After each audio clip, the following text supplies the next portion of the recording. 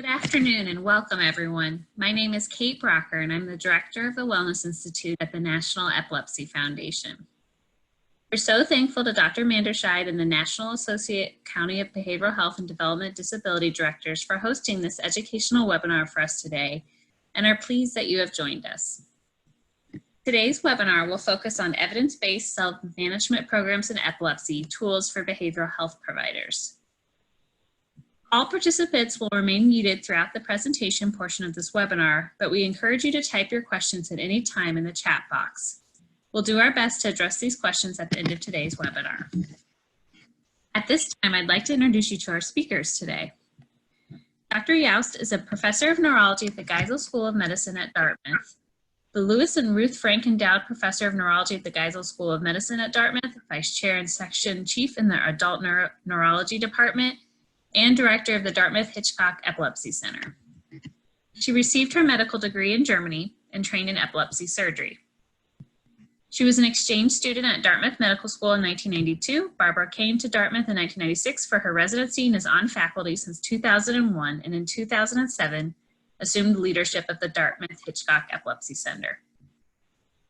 Under her leadership, the center became the only nationally recognized Level 4 epilepsy center in northern New England. She established multiple interdisciplinary clinical and research initiatives, many of them representing truly translational projects from bench to bedside. She's well recognized nationally and internationally for her expertise in epilepsy surgery, including responsive brain stimulation and cognition in epilepsy. She's well published in the field of epilepsy and frequently invited as a speaker to national and international conferences. She has participated in multiple multi-center clinical trials. Dr. Youst has also worked on public health concerns of epilepsy in conjunction with the CDC. She's currently the principal investigator of the Managing Epilepsy Well Network, one of the thematic research networks of the Center of Disease Control. In addition, she's developed a cognitive behavioral program for memory problems called Hopscotch, which refers to home-based self-management and cognitive training changes lives, that's currently distributed and tested in the Northeast. She's been an active member of professional organizations such as the American Epilepsy Society and the American Academy of Neurology. She currently serves as the chair of the American Epilepsy Society meeting, and she's on the editorial board of Neurology and Epilepsy. Also with us today is Dr. Elaine Karakopoulos, who's an assistant professor of neurology at the Geisel School of Medicine at Dartmouth College and the co-director of the Hopscotch Institute at the Dartmouth-Hitchcock Epilepsy Center. She completed her Master of Science degree in the Department of Anatomy at the University of Western Ontario, London. Dr. Karakopoulos is a graduate of McMaster University Medical School in Hamilton, Ontario, Canada, and began her postgraduate medical training as a resident in neurosurgery at the University of Toronto, combining clinical training with research in brain mapping, utilizing functional magnetic resonance imaging in neurosurgical patients. She traveled to Boston to complete a research fellowship in transcranial magnetic brain stimulation at Harvard University, studying cross-modal plasticity in the adult human brain. She subsequently completed her neurology residency and epilepsy and clinical neurophysiology fellowship at the Beth Israel Deaconess Medical Center. She remained in Boston, serving as a Harvard medical faculty physician, combining her clinical neurology practice with research focused on advancing clinical imaging and EEG recording techniques to improve diagnosis, treatment, and patient outcomes in epilepsy. She recently served as the Epilepsy Foundation's National Director of Health Communications and Engagement, focusing on accessible health education and improving systems of care for people living with epilepsy, and continues to serve on the Foundation's editorial board. At the Hopscotch Institute, which focuses on cognition and epilepsy, her efforts will aim to expand education for patients and providers, epilepsy self-management program adoption, and delivering research. Thank you both for providing today's learning, and at this time I'd like to turn it over to my colleagues. I also want to make a quick note that this program is made possible with funding from the Centers for Disease Control and Prevention under a cooperative agreement. Our mission is to lead the fight to overcome the challenges of living with epilepsy and to accelerate therapies to stop seizures, find cures, and save lives. Thank you. Thanks so much, Kate, for that lovely introduction. I'll start things off, and then Dr. Youst will provide you with the main event, getting really into the heart of epilepsy self-management. So we'll start out today with a quick review of seizures and epilepsy and the prevalence of psychiatric comorbidities to lay a foundation for those of you who are joining for the first time this series of 6 NACBID webinars. So let's start with seizures. The electrical activity in the brain is normally very carefully balanced, and seizures occur when there's abnormal and excessive electrical activity that temporarily disrupts brain function. And we know that every person has the potential to seize. The graphic on the left-hand side of this slide shows a snapshot of an EEG recording of the brain's electrical activity over time.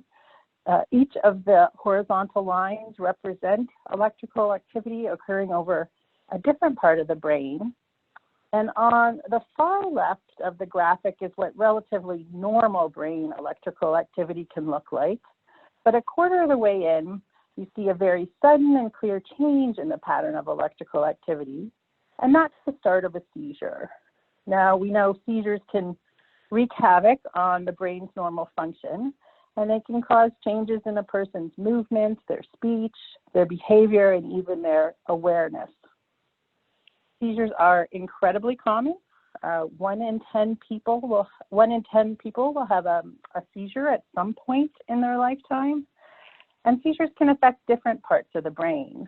So they can affect a very small portion of the brain, or they may affect the whole brain at once.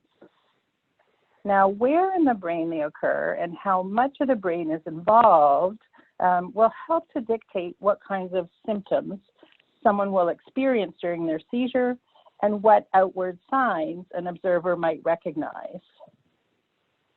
Now, not everyone who has a seizure has epilepsy, and it's important to make that distinction between seizures and epilepsy.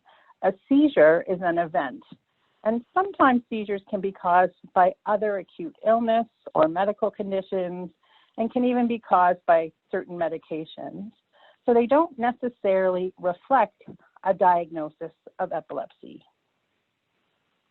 So then what does it mean for someone to have a diagnosis of epilepsy, and how is that different from having a seizure? So a diagnosis of epilepsy means that a person is at risk for having recurrent seizures. Having a diagnosis of epilepsy does not really tell you anything about what the cause of someone's seizures are, or what their prognosis or outcome might be. There are many different types of epilepsy, and epilepsy can affect people in many different ways. Some people, roughly 2 out of 3 people diagnosed with epilepsy, have epilepsy that is very well controlled on medications. As long as they take their medications, they can stay seizure-free and pretty much have a good and normal life. There are others, however, whose seizures don't respond to medicines, and they'll continue to have seizures. In some cases, these seizures might be relatively minor and might not affect someone's day-to-day function. But in other cases, having uncontrolled seizures can be extremely debilitating and can be the cause of many bodily injuries and make it impossible for a person to be able to keep a job or drive a car or take care of themselves or their families. So there's really a very broad spectrum of impact that epilepsy can have on people. We know that approximately 3.5 million Americans live with epilepsy, and that between a quarter and a half of people living with epilepsy will be diagnosed with a psychiatric comorbidity. We also know that the burden of cognitive comorbidities is high in epilepsy, with more than half of people reporting difficulty with their memory. The challenges that epilepsy can bring are common, and managing this disease both inside and outside a clinic is complex.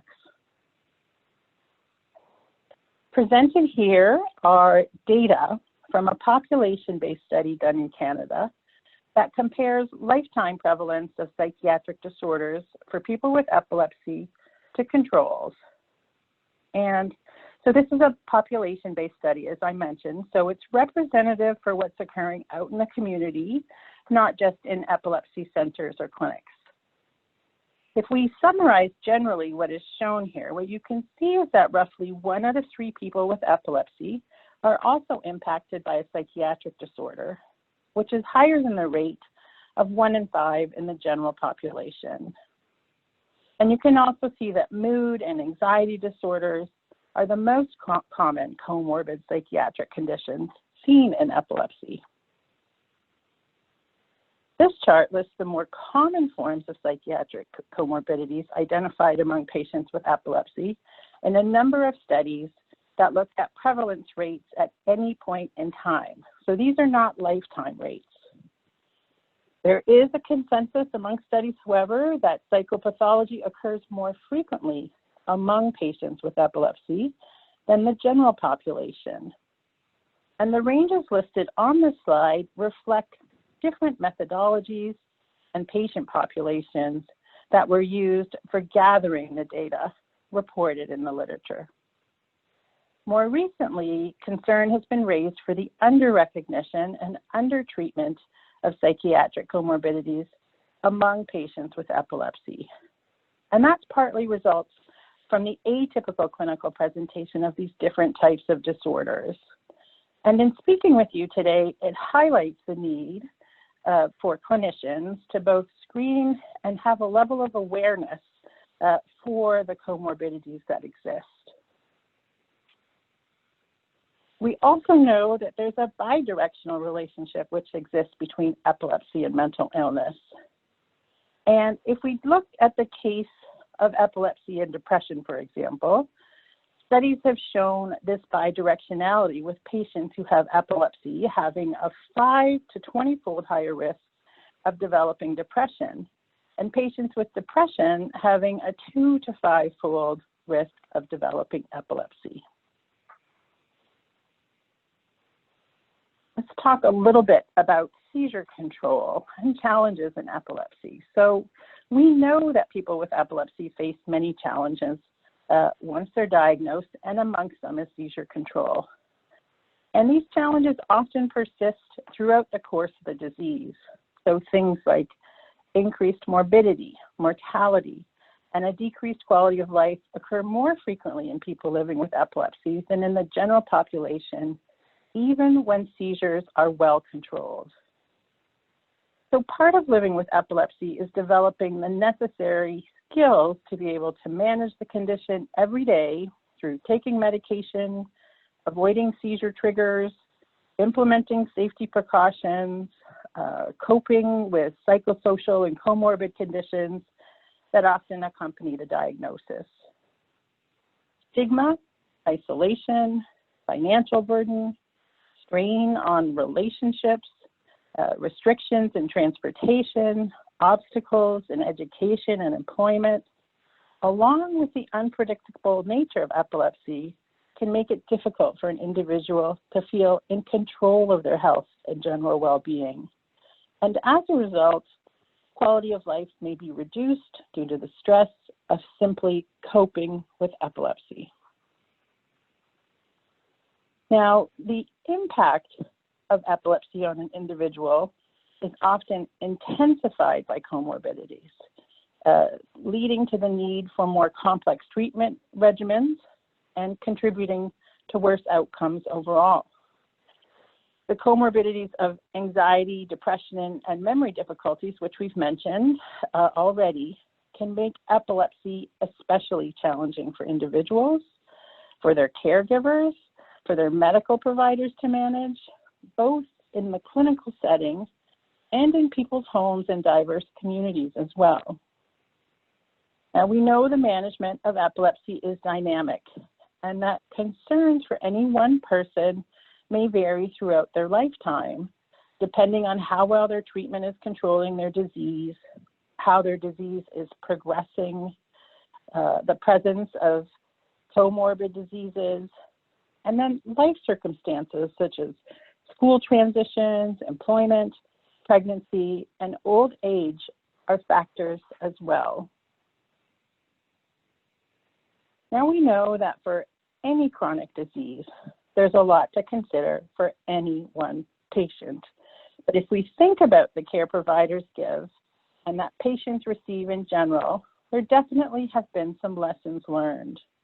And one key thing that we've learned over many decades is that the traditional medical model, which has historically focused on managing a specific disease condition as opposed to managing the whole person, has proven to be both ineffective and expensive in the treatment of chronic diseases. And this is, of course, for many reasons, but because many people have more than one chronic condition to manage to begin with, but also because competing life circumstances can impair a person's capacity to self-manage their disease. Now let's take just quickly a closer look at chronic disease self-management in general to start. The ability to manage one's own health condition is referred to as self-management. So that's what we're discussing here today. And chronic disease self-management is based in two main psychological theories. Self-regulation theory, where a person is motivated by a desired goal, and social cognitive theory, which concentrates on the cognitive, emotional, and behavioral aspects of behavior change. Both of these theories are applicable to managing chronic illness. There's substantial evidence of the effectiveness of chronic disease self-management programs that has accumulated for several chronic diseases, things like diabetes, arthritis, even cancer, and also includes epilepsy. So there's a good deal of evidence. Interventions provided by these programs have been shown to influence a wide range of outcomes, including a person's health behaviors, their adherence to treatment, their health status, disease progression, quality of life, and the utilization of health resources. The early literature on self-management was based on the work of two investigators, Corbin and Strauss. And they identified the processes of self-management by specifying the work of living with a chronic illness. So they articulated nicely three tasks of self-management. Medical management, so things like taking medications and attending your medical appointments. Behavior management, such as adapting lifestyles or a person's life role, and emotional management, including the processing of emotions that arise from having a chronic illness. And early evidence for the effectiveness of disease self-management arose from the Stanford Patient Education Research Center, which developed and evaluated several chronic disease programs with randomized controlled trials and with follow-up longitudinal studies. In the early 1990s, out of Stanford came the Chronic Disease Self-Management Program, the CDSMP. And researchers there applied an evidence-based approach that had been effectively used to assist people with a broad range of chronic conditions manage and improve their health while lowering healthcare-related costs. In summary then, why the emphasis on self-management? So as we've discussed, self-management in chronic diseases has been shown to be effective. Relatively speaking, self-management represents a low-risk intervention.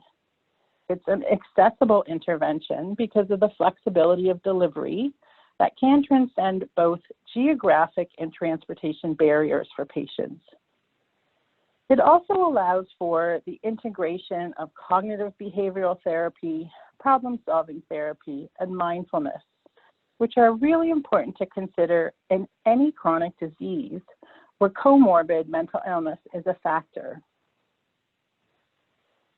Relative to our gathering here today, because we know that people with epilepsy and with or without comorbid disease need help.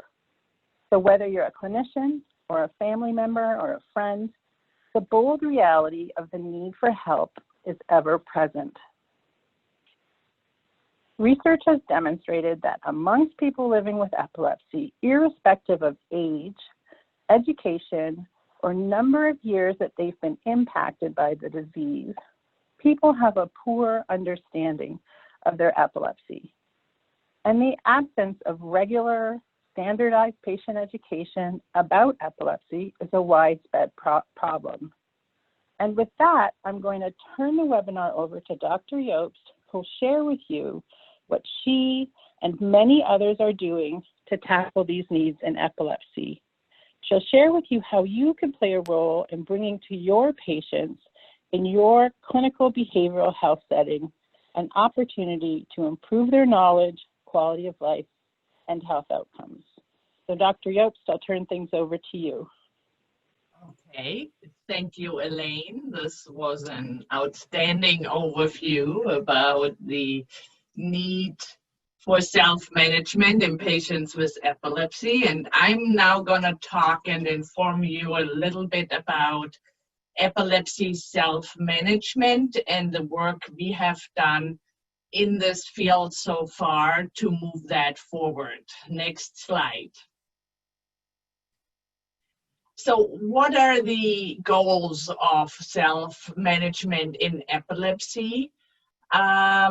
So one of the goals or one of the objectives is to understand how the self-management scales will help to assess individual needs, can be used to guide people to the appropriate programs, which I'm going to mention a little later.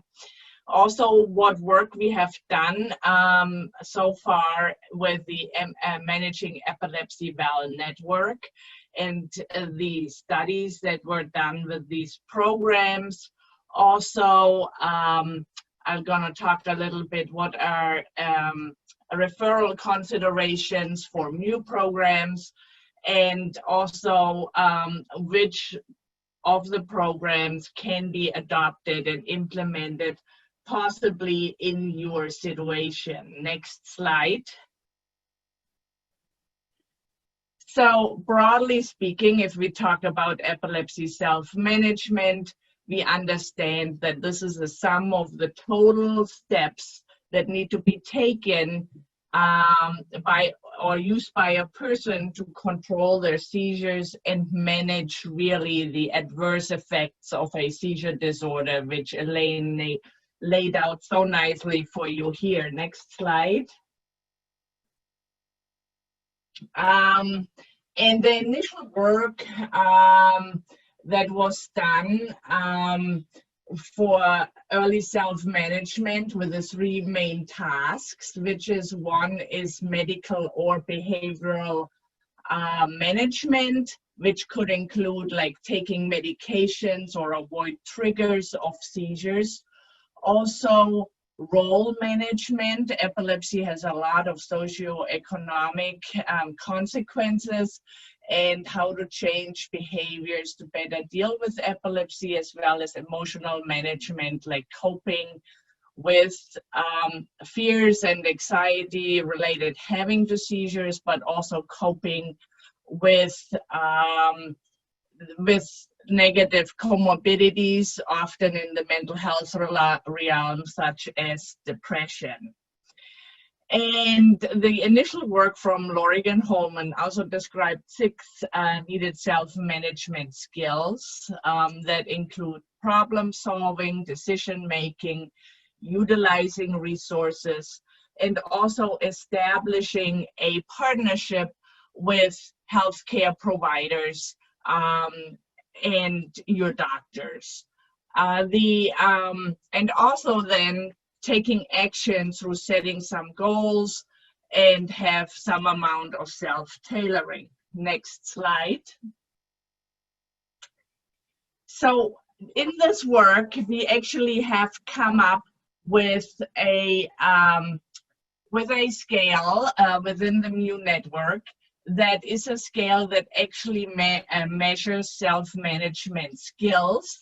This is a 38-item scale that basically assesses the frequency, how patients how well they're really able to perform these self-management tasks. It's well validated. The scale is a scale that's rating each item on a 5-point scale from 1 to 5. And if you have a higher scale, you have more self-management behaviors. And the scale was developed as a research tool, but also from the review of the self-management literature and with input from people with epilepsy and healthcare professionals.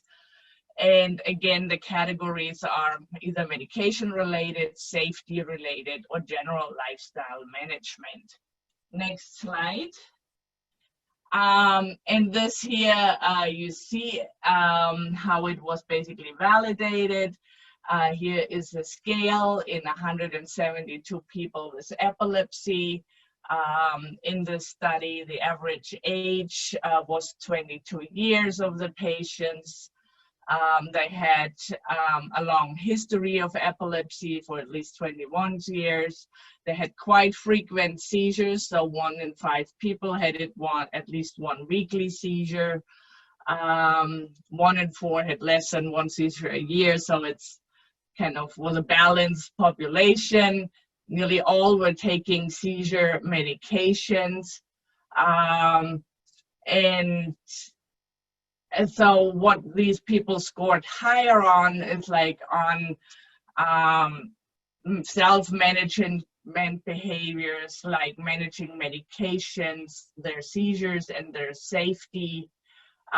What they scored lower on was really managing lifestyle and really being informed about their disease, which has significant implications for patient counseling and education. Next slide.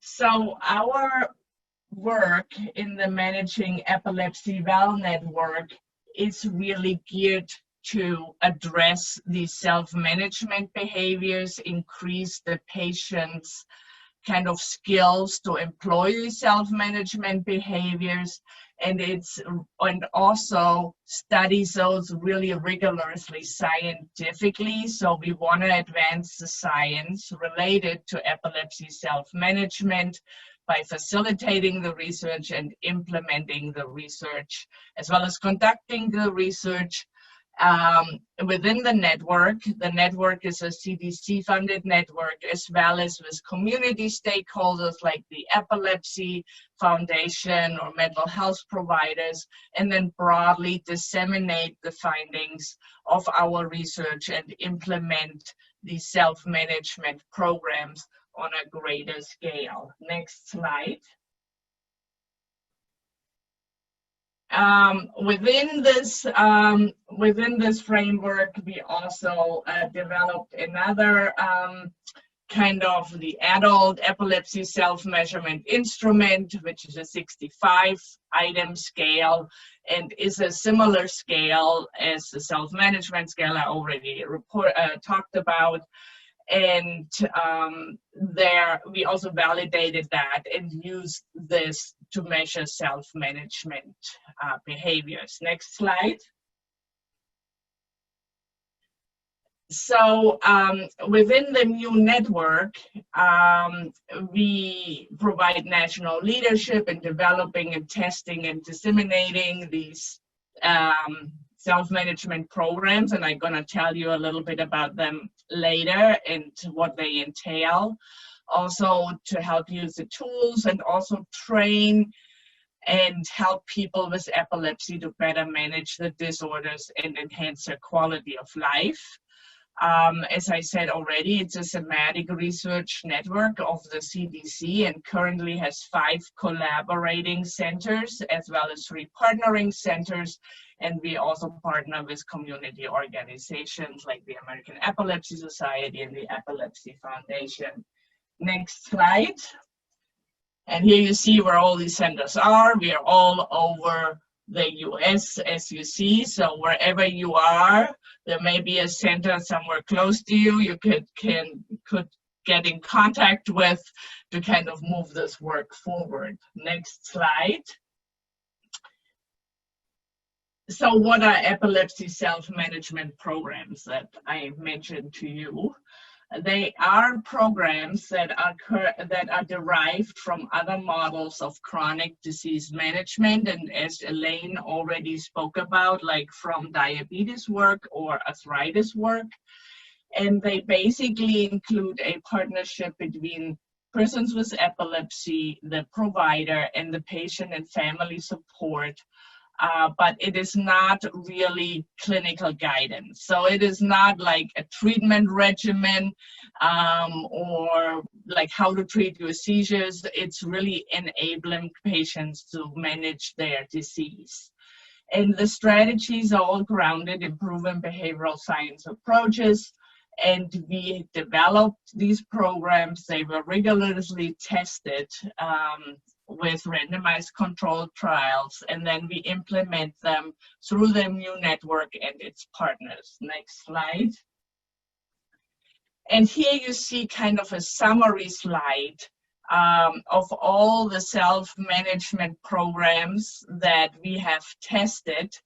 And this is just looking at depressive symptoms, how they changed with implementing some self-management programs. And these are not all the same programs, so these are different programs, but these were 5 prospective trials of new programs, of these self-management programs, and we included 435 patients, which was quite a kind of diverse population. Many of them had uncontrolled seizures. Some of them, or quite a big percentage, also had depressive symptoms. And what you see on the right here is the PHQ-9, a measure of depressive symptoms. And you see the blue line is the controls, patients who did not participate in self-management programs as compared to the ones who did, which is the red line. And you see clearly that there was a significant improvement in depressive symptoms, even though not necessarily specifically targeting depression but just improving self-management skills. Next slide. In a review 2016 by Bradley, it was the effects of any specialized or dedicated intervention beyond the usual care in adults of epilepsy was assessed, and they concluded 2 interventions had benefit, either if you're cared for by a specialist epilepsy nurse or if you have some self-management education. And the evidence for epilepsy self-management programs with a focus on patient educators definitely provides patient benefit that has been demonstrated across several studies despite heterogeneity of the program. So what I just showed you were different programs, but they all had a significant positive effect. And irrespective of the format that was used to deliver the learning, the site of the delivery, or the focus of the education. Next slide.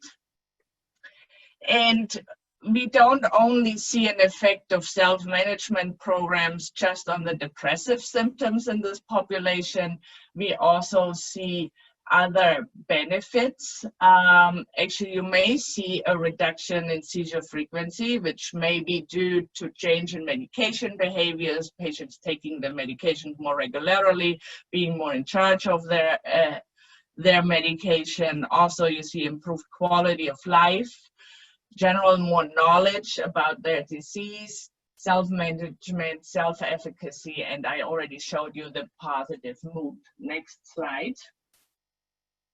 And as already Elaine said, 1 in 26 people may develop epilepsy during their lifetime, and the possibility of extending the benefits to more people living with epilepsy provides really a strong argument that we need to continue on the work we have done and what we have already done in epilepsy self-management. Next slide. So Within our network, I already told you that there are some programs that were developed, and these are some of the programs that were developed, tested, and implemented. To the left, you see Hopscotch, which is a program we do at Dartmouth, which is a home-based self-management and cognitive training changes life. So this is a self-management program that is targeted at cognitive impairment of epilepsy patients, and it basically teaches you memory strategies through problem-solving therapy to address these cognitive problems. Then there are other programs. There is also Project Uplift that you see there. This is actually a program that teaches mindfulness for depressive symptoms in epilepsy. So it addresses a little bit of a different aspect of comorbidities. As you see, PEARLS is generally a problem-solving therapy program for the elderly for depression. It has also been tested and implemented in the epilepsy population. Then there is PACES in epilepsy, which is a comprehensive self-management program that addresses as well cognition, as well as depressive symptoms, as well as medication management, and it has more a groups therapy kind of format. SMART is a program that it can also be delivered virtually, that is really focused on avoiding serious health events in epilepsy, such as going to the emergency room or having hospitalizations. And Mindset is actually a program that is a decision support tool for the clinicians, where the clinician gets some guidance. What self-management behaviors should the clinician discuss with the patient? Next slide. So Project Uplift, I already kind of spoke a little bit about it. This is the goal of this is to empower people with epilepsy to improve their mental health through mindfulness and cognitive behavioral skills. It is mainly focused at depressive symptoms in epilepsy, how it is delivered. There are facilitators, which we call Uplift trained facilitators, and as optionally, there should be a peer co-facilitated person, and it's usually supervised by a trained mental health professional. And the format is actually 8 group phone sessions that are delivered over an 8-week period. And here to the right, you see the session elements. There's a group check-in, teaching and skill building, that are discussion and group exercise. And then, as I told you, it's based on mindfulness. You get some homework where you do your own practice. And with this, we actually have shown that there is increased knowledge and skills, that patients actually have decreased symptoms of depression and prevented major depressive disorders and improved quality of life. And only a recent publication actually also showed that doing this program decreases your seizure frequency. Next slide. Now we're talking about Hopscotch. I already told you that it is there to address memory problems and attention in adults with epilepsy. And it's meant that the patients manage and cope with their memory problems to basically lead happier and more productive life. So the focus area of this program is cognitive dysfunction. The facilitators to deliver Hopscotch, we train memory coaches, so you need to be a certified Hopscotch memory coach and must be licensed healthcare provider, like all mental health care providers would be qualified to be trained in Hopscotch, or have past healthcare or educational experience. How the program is delivered, it's 8 one-to-one sessions from the memory coach and the patient that is delivered over 8 weeks. It's primarily over the telephone. The first session used to be delivered in person so that the person meets the memory coach, but we are now adapting also that this is just virtual. And we could clearly show that we could improve quality of life and as well as objective and subjective cognition, which is mainly driven that patients improve their attention. And there are some components of this program, so it's not only epilepsy education. We also teach some self-awareness training. We teach some problem-solving therapy, very specific to cognitive problems, and then to address their cognitive problems with compensatory strategies, which can be like, which we would generally call little memory tricks. And then also with that, we do some quick relaxation for general wellness. Next slide. PACES is the program where the goal is to increase the overall medical, psychosocial, and community adjustment of adults with active seizure conditions. I already mentioned it's more of a comprehensive program. The focus area here are coping and goal-setting strategies that improve overall and discrete aspects of quality of life, epilepsy self-management, and efficacy, anxiety, and depression.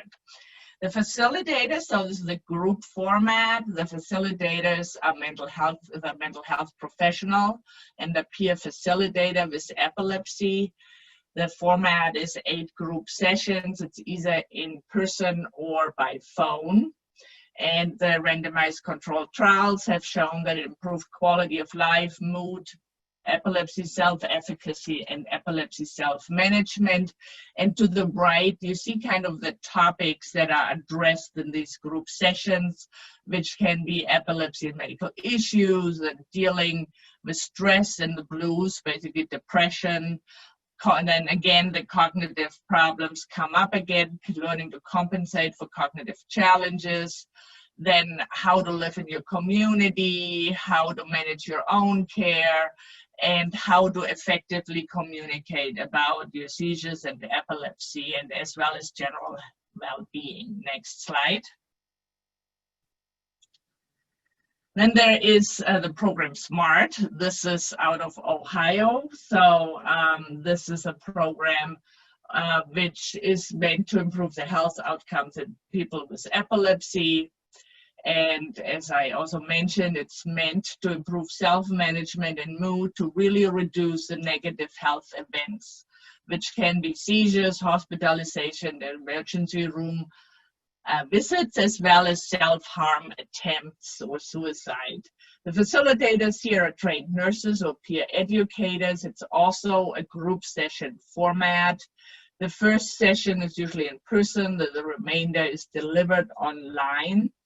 And the study that was done, also a randomized controlled trial, showed that it's associated with reduced health complication, improved mood, quality of life, and health functioning in high-risk people with epilepsy. And again, to the right, you see all the topics that are addressed here in this group format, which is also education about epilepsy, how to deal with stress, and how to learn about your treatment options, and how to talk with your healthcare providers. But it also addresses like physical and emotional health, talks about substance abuse, the effects of exercise.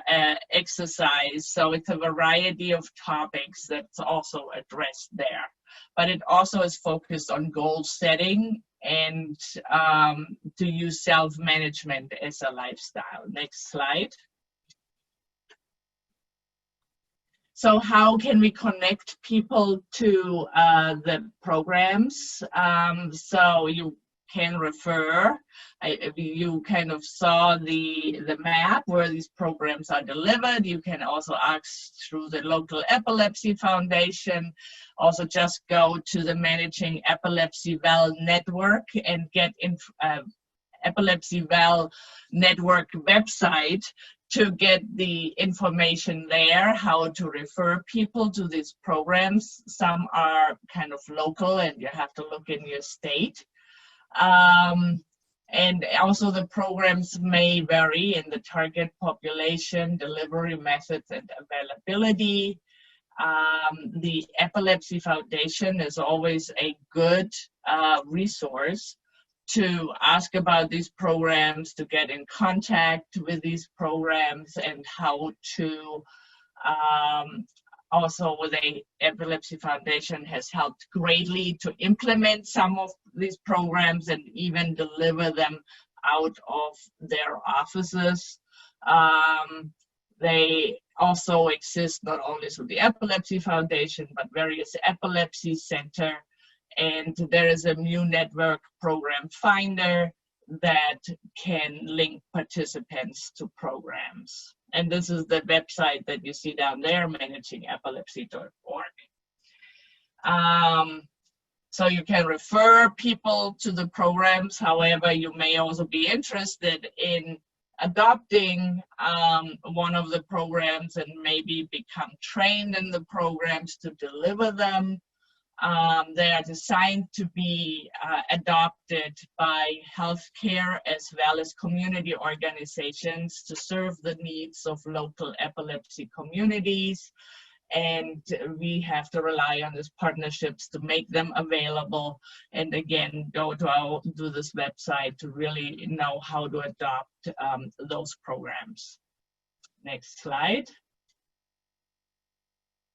So here are some other resources for self-management that you can look up about self-management in epilepsy or any of these programs. We are not, the Managing Epilepsy Network is not the only network that works on self-management. There are also other self-management programs, also from other countries that you may want to investigate. Next slide. And especially through the Epilepsy Foundation Wellness Institute, you may also contact them to learn more about this and to provide training and support to local offices and clinicians to implement those new programs, expand more new awareness, and also awareness about providers offering programs. And here to contact like Kate and Hillary, who certainly can help you out with that. Great. Well, like we said, like Elaine and Dr. Yost said, please don't hesitate to reach out to either myself. I'm Kate Brocker, and I work at the Epilepsy Foundation, and my contact info was at that slide. Or also please feel free to reach out directly to the new programs. We're all happy to help and would love to see more of these programs be offered and more people get trained. So anything we can do to help you, we'd be happy to do that. So with that, thank you all so much for joining us today. A special thank you to Dr. Yost and Dr. Karakopoulos for your time and providing this really helpful information.